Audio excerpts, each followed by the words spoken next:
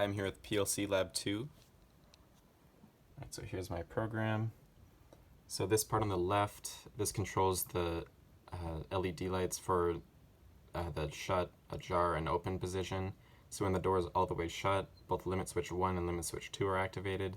So there's continuity through them, and as a result the shut lamp is on. When just limit switch 1 is on, there's continuity through this since it's the examine if closed type, and since limit switch 2 would be off, then this is the examine if closed type, so there would be continuity through that, and the ajar lamp would turn on. And then if both are open, which would mean the garage door is all the way to the top, then there would be continuity through both of these since this is the examine if open type, and then the open lamp would be on as a result. So there'd be continuity through any one of these three branches, but only one at a time, so there would always be continuity to this part, which controls the door. So if you press the open button, then that creates continuity, and then it moves to this, which is limit switch 1, and as long as limit switch 1 is activated, then it would continuity through that, and then it would move through, and then since the stop button is normally closed, there'd be continuity as long as it is not pressed. Once it's pressed, then it would break the connection, and once the close button is pressed, then it breaks the connection here. Since that's a normally open button, break the connection and stop the door from moving up. So as long as there's continuity through all three of these, and the open button has been pressed, then the motor will move up. And then once the open button has been released after being pressed, then it'll continue to move up because this matches the output. So once the motor moves up, then it'll continue to move up until one of these conditions fails, and then the door will stop. And then this is the same thing with the close button, but limit switch 2, which is the one at the bottom of the door, once that is activated, then it'll stop. But if it is not activated, then the door will move down. And then as long as the stop button is not pressed, then it'll keep working.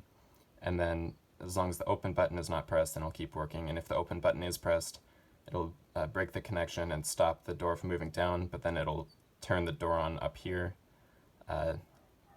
So it won't be both going up and down at the same time. And then this is the same, works the same as the top. This matches the output of the motor moving down, so once the button is pressed and then released, it'll stay on until one of these three conditions fails. So here it is running. Let me open it.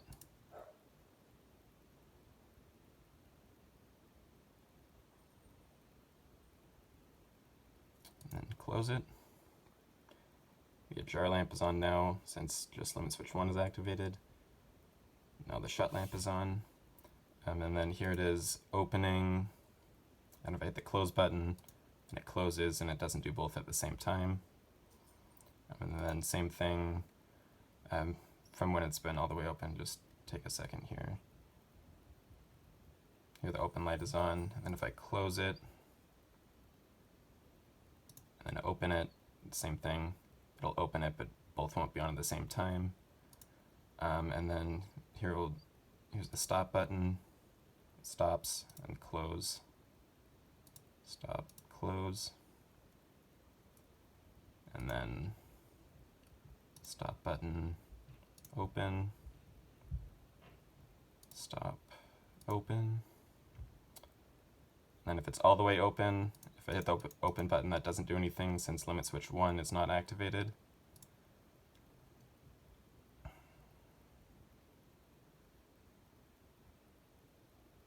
And if it's all the way closed, hitting the close button doesn't do anything since limit switch 2 is activated.